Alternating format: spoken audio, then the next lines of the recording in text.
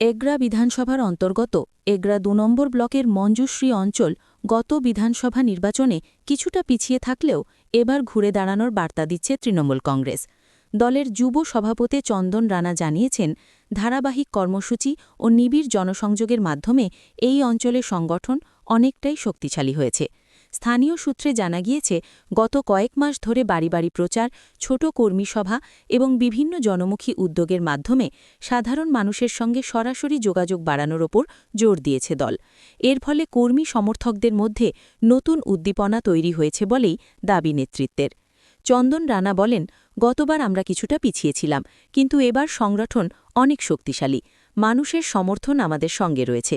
রাজনৈতিক মহলের মতে নির্বাচনের আগে এই ধরনের তৎপরতা নিঃসন্দেহে ফলাফলে প্রভাব ফেলতে পারে।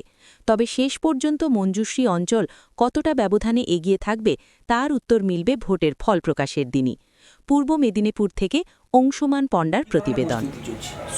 সব ধরনের ভোটিং দেওয়ালিখন আমাদের প্রস্তুতি শেষ।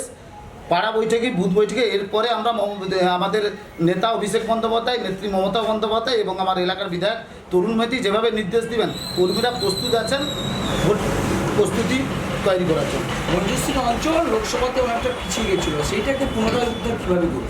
আমরা উদ্ধার রিকভার করে নিয়েছি।